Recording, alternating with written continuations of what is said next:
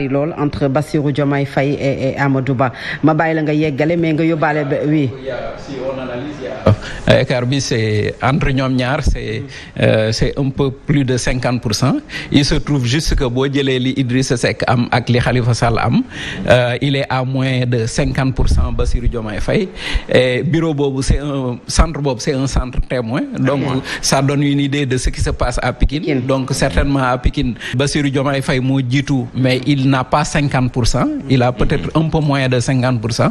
Donc loolu aussi c'est un indicateur. Et je dis souvent, c'est pas parce que je suis de Pikine, mais je le dis, ce qui se passe à Pikine peut se passer dans beaucoup de localités. Parce que Pikine, un mode de vie boo xam ne dafa assez proche de ce qui se passe dans le monde rural et qui sont en pleine ville, donc qui ont aussi des réflexes de citadins.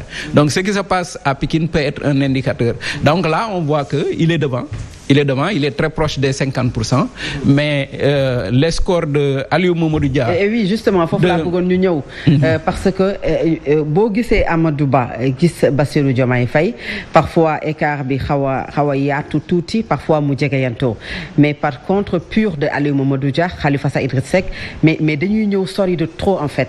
Il n'arrive même pas à dépasser parce que en fait, pour 30 ou 50 voix. Parce que pour man vote bi dafa am benn caractère référendaire, c'est-à-dire vote bi dafa niroog référendum, c'est oui ou non la. C'est-à-dire que ñu bëri bu ñuy voter tey dañu voter li ñu jàpp ne c'est un vote utile.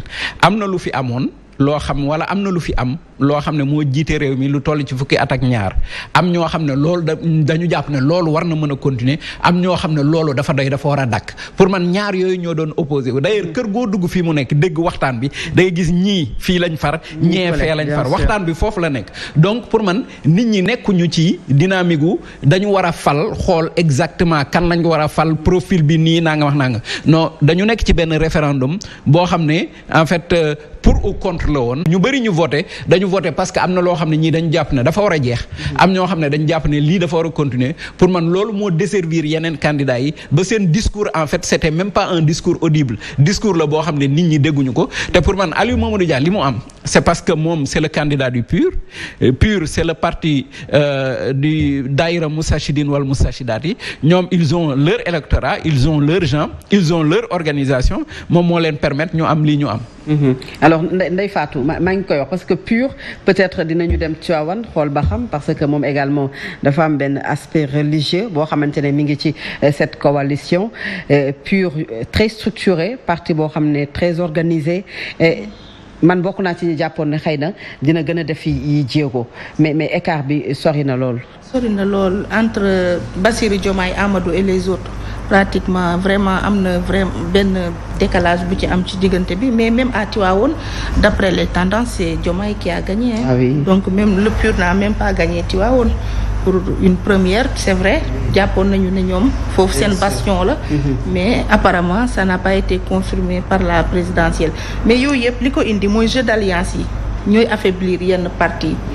On a beaucoup d'alliances au Sénégal, dañuy dem ba kenn nattatul sa bopp. Léegi nag bu ñu demee ba nga jël nag vraiment sa yoonu bopp foofu nag ngay xamee ne tu as perdu des ailes entre-temps, parce que jeu d'alliance yi loolu yëpp mu fortifier la dalay affaiblir, parce que dafa am base électorale boo xam ne soo demee ba dugal mélange rek ñoom dañuy xaw a réer, te bu ñu réeree mën na indi ñu am réticence ci continuer à voter wala ñu dem sax dem basculer ci beneen kiiwu électorat.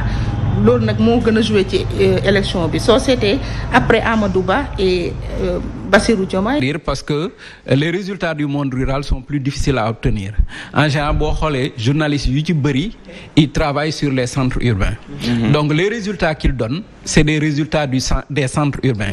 Mais à moins que le monde rural ne vienne perturber, je pense que tendance bi li muy indiquer pour l'instant c'est une victoire de Diomaye. Parce que comme je vous l'ai dit, en général dans l'espace islamo-wolof le vote est le même. Donc loo xam ne yaa ngi koy retrouver Louga, di ko retrouver Tivaouane, di ko retrouver Diourbel, di ko retrouver Kaffrine, di ko retrouver feneen, di ko retrouver Thiès, mën nga ko retrouver sur l'ensemble du pays. Maintenant on sait que atteindre la barre des 50% pour passer au premier tour c'est difficile.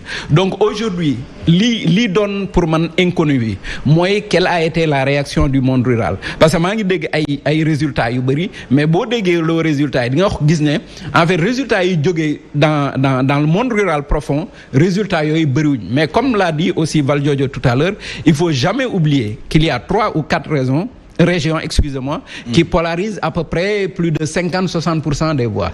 Et que si on parvient à avoir plus de 50% dans ces zones-là, on peut facilement passer au premier tour.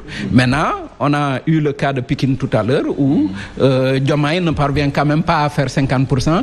Mais si on extrapole de manière optimiste comme ils sont en train de le faire, d'ailleurs, et en train de jubiler dans la rue, on peut penser qu'effectivement, il peut passer au premier tour. Au premier tour. Alors, peut-être damay yokk rek tout à l'heure sur le vote du monde rural. Sànq maa ngi lay tooñ bi ngay wax Mbam Thiaré Mbassis. Bon, je suis originaire de là-bas. Mbam Thiaré Mbassis Gagué etc. Gis nga écart bi Amadou Ba am c'est le monde rural profond. yooyu aussi dafa soxla ñu bàyyi ci xel.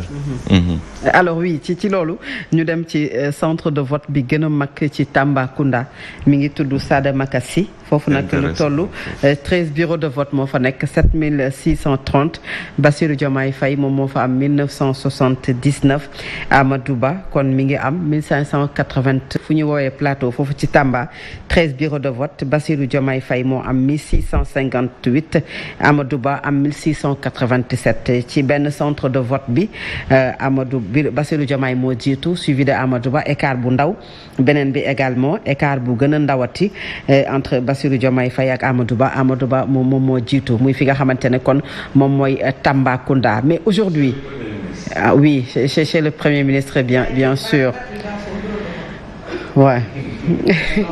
Je pense que c'est quand même assez compliqué pour lui.